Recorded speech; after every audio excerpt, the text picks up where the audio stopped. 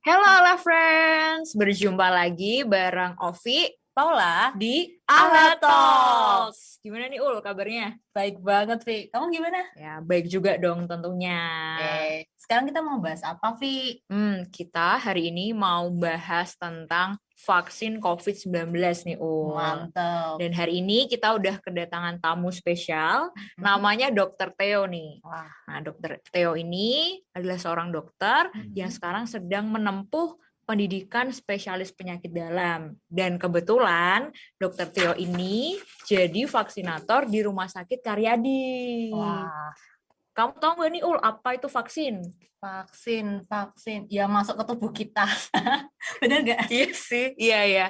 Yang masuk ke tubuh terus udah. Terus yang mencegah kita dari COVID-19 toh? Iya, iya kayaknya gitu sih ya. Iya, Mending kita tanya aja, langsung tanya aja tanya. ya ke Dokter Theo. Kita sapa yuk Dokter Theo. Halo, Dokter Theo. Halo, Hai Dokter Theo. selamat sore Yofi dan Paula. Selamat sore Iya, rekan-rekan Ahla. wes. Minta tolong disapa Ala Friends-nya dong, Dok. Selamat sore Ahla Friends. Semuanya dalam Weh. kondisi sehat. Sehat. Ya, sehat pastinya ya Ala Friends dimanapun berada. Amin. Yo. Oke, nah Dok, sekarang gimana nih kabarnya? Terus kesibukannya apa nih, Dok? Oke, kabar saya baik dan selalu semangat karena wajib semangat dalam hal apapun.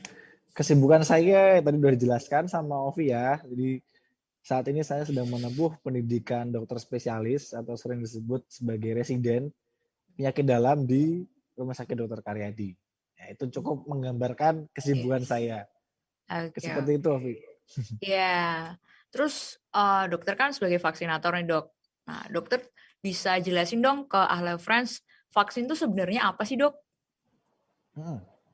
Vaksin. Jadi semua orang pasti udah pernah mendengar dan tahu vaksin yang sekarang lagi rame kan vaksin COVID.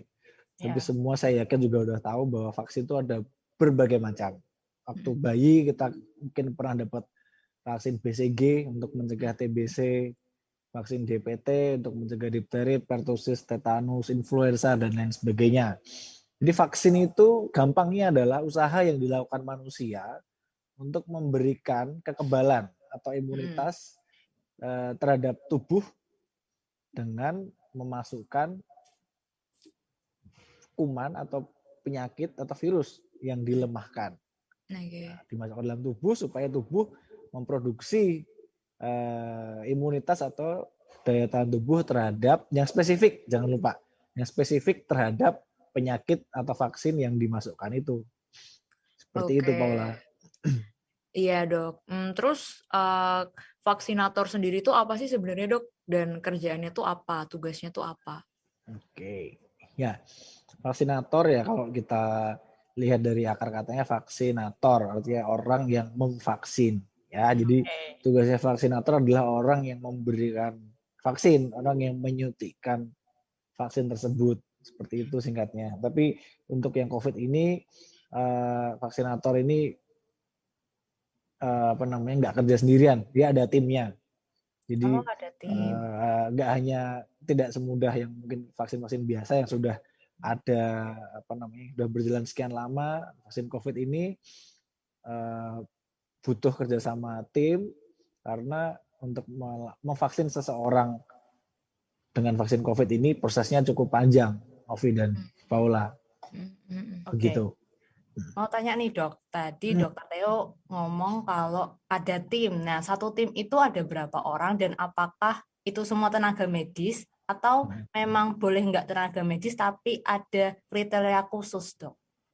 Ya, oke. Jadi pada vaksin COVID ini kalau untuk jumlah, kita jelas jumlah pasti akan menyesuaikan medan yang akan kita hadapin. Berapa target orang yang akan kita vaksin, itu menyesuaikan. Nah, yang akan kita bahas nih, tim-timnya yang butuh seperti apa sih prosesnya. Jadi untuk memvaksin atau proses vaksinasi COVID terhadap seseorang itu akan dibikin menjadi 4 tim atau 4 meja lah. Dibagi menjadi 4 tahap. Tahap pertama adalah tahap pendataan. Jadi dicocokkan datanya. Zaman sekarang kan eh, pakai yang diundang ya. Jadi didaftarkan pemerintah atau mungkin sekarang juga bisa mandiri kan. Tapi tetap pendataan itu sangat penting. Harus data orang yang akan divaksin ini siapa, NIK-nya berapa. Itu di meja pertama. Di meja pertama sih nggak harus dari tenaga medis ya. Kalau pendataan. Meja kedua yang penting juga namanya meja screening. Meja screening ini untuk menilai apakah seseorang ini layak atau tidak menerima vaksin COVID. Akan ditanya-tanya nanti nih, punya sakit gula atau enggak, punya sakit misalnya sakit kanker atau enggak, lagi hamil enggak, menyusui enggak. Dan nanti meja 2 ini akan menyatakan seseorang ini layak divaksin atau enggak. Baru geser ke meja keempat, meja ketiga dulu, yaitu vaksinatornya itu sendiri. Vaksinatornya terdiri atas tenaga medis, bisa dokter, perawat, atau bidan yang akan menyuntikkan si vaksin itu ke tubuh seseorang. Baru akan geser lagi ke meja 4. Isinya meja observasi untuk melihat apakah untuk mengawasi kalau ada kejadian yang tidak diinginkan atau efek dari vaksin tersebut. Seperti itulah prosesnya kira-kira, Ovi dan Paula. Ternyata banyak ya prosesnya ya Ul ya, dan nggak cuma tenaga medis aja tapi kesehatan juga bisa ya. Bisa. Semuanya juga bisa ikut ya. Bisa, terutama yang meja 1 tadi ya, nggak harus tenaga medis. Iya benar. Oke dok, mau tanya nih, kan ketika dokter Theo menjadi vaksinator, pernah nggak sih dokter Theo ketemu nih sama orang yang belum divaksin tapi sudah teriak-teriak sendiri seperti yang mungkin dokter Theo tahu lah di video-video banyak. Atau antusias masyarakat tuh gimana sih dok ketika mereka mau divaksin? Bisa diceritakan dok? Ya, saya cukup ini sih, waktu itu saya sempat ikut serta ya dalam kegiatan vaksin untuk ulama dan pemuka agama se-Jawa Tengah yang cukup banyak juga. Di mana dok itu? Ribuan waktu itu di MAJT, Masjid Agung Jawa Tengah, yang dihadiri oleh Bapak Presiden dan Bapak Gubernur. Wah. Ya, saya cukup yang saya bangga dari masyarakat Indonesia adalah kesadaran atau bahkan keinginan untuk vaksin itu sangat tinggi. Jadi waktu itu kan sempat di awal-awal kita sempat cemas nih, banyak orang yang anti vaksin sih, banyak orang yang istilahnya apa ya, ngomong tok, nggak ngerti ilmunya tapi menyebarkan berita-berita nggak benar. Tapi ternyata sering berjalannya waktu justru malah orang-orang yang ingin divaksin tuh malah jumlahnya sangat banyak dan mereka bahkan menunjukkan effort atau usaha untuk divaksin. Seperti kalian tahu kan di PRPP orang rela ngantri demi divaksin. Nah, saya sangat bangga. Kalau pertanyaan yang takut ada atau enggak, banyak, pasti banyak banget yang kalau kalian mungkin sering lihat kan, mungkin bapak polisi atau tentara yang badannya gede, nggak takut peluru tapi kadang-kadang takut disuntik itu ada pernah nemu. Cuman waktu itu saya pas nggak ketemunya kan bukan bukan dari Polri atau TNI kan, saya ketemu teman-teman yang jadi pemuka agama tuh ya ada. Belum mukanya ditutupin nih, takut. Begitu disuntik, loh udah dok, udah mas, ternyata nggak sakit ya, cuma gitu aja. Udah disuntik kayak gitu. Dan hampir semua orang vaksin COVID biasa aja, nggak sakit lah. Malah lebih sakit gigit semut kali daripada vaksin. Aduh, kayaknya lebih. Kadang-kadang takut duluan ngelihat jarum tuh, begitu sudah disuntik atau apa malah nggak kerasa. Siap. Jadi nggak usah takut lah sama jarum untuk vaksin COVID ya. Kecil banget kok. Kecil banget. Iya. Jadi menyenangkan banget ya dok ya, pengalaman jadi vaksinator gitu. Ternyata ya masyarakat tuh antusias gitu terhadap vaksin ini.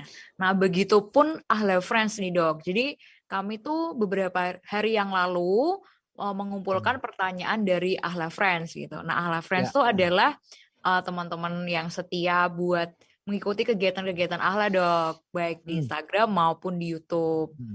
Nah kami udah mengumpulkan beberapa pertanyaan yang ada dan kami mau jawab sekarang mumpung ada Dokter Theo nih ya di sini ya. Benar.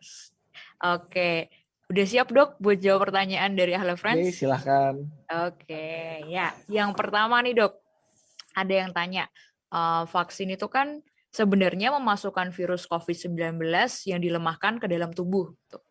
Kemudian bedanya apa dengan hanya menjaga imun tubuh kita? Gitu dok, bedanya apa nih dok? Oke, jadi penjelasan mengenai imunitas atau daya tahan tubuh itu sangat kompleks, sangat panjang. Bahkan ini kan termasuk bidangnya penyakit dalam, ilmu anak. Itu ada lagi loh, saya kalau mau cerita, dia spesialis penyakit dalam, yang seperti saya nih, nanti kalau misalnya lulus, pas tengah tahun lulus penyakit dalam, ada lagi konsultannya. Konsultan itu harus menempuh pendidikan lagi, konsultan alergi imunologi, yang khusus belajar imunologi. Jadi bisa bayangkan betapa kompleks dan susahnya sistem imun itu. Ya, tapi saya coba sederhanakan. Misalnya seperti ini, cukup nggak sih dengan menjaga daya tahan tubuh saja tanpa divaksin? Ya, jadi vaksin itu seperti saya jelaskan tadi adalah usaha manusia untuk memberikan kekebalan yang spesifik. Spesifik itu artinya ya kalau mau menangkal vaksin TBC, ya menangkal penyakit TBC ya hanya dengan vaksin BCG namanya. Untuk menangkal si COVID ya hanya dengan vaksin COVID spesifik. Jadi tidak bisa dengan cara lain. Bisa diibaratkan si vaksin itu ibarat senjata. Imunitas tubuh kita ini terdiri dari tentara-tentara yang disebut sel-sel pertahanan tubuh. Itu macam-macam banget. Kalau gampangnya sel darah putih dulu kita belajar. Tapi sel darah putih sendiri itu sangat berbagai macam jenis dan fungsinya juga macam-macam. Nah, gampangnya gini lah, sel darah putih ini kalau kita olahraga, makan makanan yang baik, itu sel darah putihnya kuat-kuat. Jumlahnya cukup, nggak terlalu banyak, cukup dan kuat. Tapi kalau dia nggak punya senjata yang bisa melawan si misalnya COVID ini, kita bicara COVID ini dengan spesifik, dia tentu akan berat kerjanya dan bukan tidak mungkin si pertahanan tubuh itu kalah dibandingkan dengan sel darah putih tentara-tentara tubuh kita nih yang udah kuat-kuat, tapi kita punya senjata yang namanya antibodi. Dengan kita masukkan vaksin, tubuh akan membentuk antibodi yang spesifik terhadap COVID. Yang spesifik itu ibaratnya senjata yang si COVID itu matinya hanya pakai senjata itu. Nah, seperti itu. Jadi kita udah punya tentara yang bagus, yang kuat, kita punya senjata yang spesifik. Itulah tujuannya kita menjaga kesehatan, menjaga daya tahan tubuh, olahraga, makan bergizi, nggak begadang, nggak merokok, dan vaksin. Komplit sudah. Oke. Iya, Seperti itu. Jadi gampangnya seperti itulah. Oke, jadi selain protokol kesehatan yang tadi disebutin sama Dokter Theo, plus vaksin, akhirnya tubuh kita punya senjata yang komplit ya untuk Betul. menyerang virus COVID-19 ini. Oke. Banyak ya, Vi, ternyata perlindungan tubuh kita tuh. Oh iya dok, mau tanya juga nih. Bener nggak sih dok kalau semisal nih kita sudah divaksin, kan tadi dokter Theo ngomong kita harus menjaga pola makan kita, pola tidur kita. Nah setelah divaksin apakah kita harus isolasi mandiri atau setelah divaksin tuh kita boleh atau enggak sih makan tape singkong dok? Tape singkong, kenapa kok harus tape singkong? Mungkin Saya karena nanya balik deh. tape singkong ada alkoholnya dok. Oh, kalau tape recorder enggak ya? Tape recorder. Itu membuat kita senang. Oke. Ya, buat terhibur. Oke, jadi pertanyaan pertama, apakah setelah divaksin kita harus isolasi mandiri? Jawabannya enggak. Yang isolasi mandiri hanyalah orang yang terinfeksi COVID. Tujuannya apa isolasi mandiri? Supaya tidak menulari sekitarnya. Tapi ingat, saat divaksin, setelah divaksin, jangan terus kita jumawa istilahnya. Jumawa itu kemaki lah. Mana-mana nggak pakai masker, nggak pernah cuci tangan, nggak jaga jarak. Nggak boleh. Tetap setelah vaksin, protokol kesehatan tetap dilakukan. Sama lah ya. Tetap pakai masker, tetap apa. Karena apa? Vaksin itu butuh proses dalam tubuh kita. Dan yang kedua,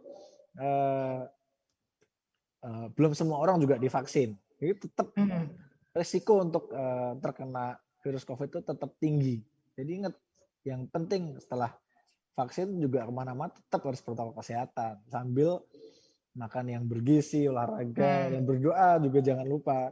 Berdoa supaya yang vaksin yang udah masuk tubuh kita ini bisa efektif memproduksi antibodi dalam jumlah yang cukup. Seperti itu. Kalau tape singkong saya rasa sih nggak ada masalah lah tape singkong. Nggak ada masalah ya, Dok. Mungkin tape singkong kan yang apa ditakutkan apa sih alkoholnya ya? Ya, mungkin sih, Dok.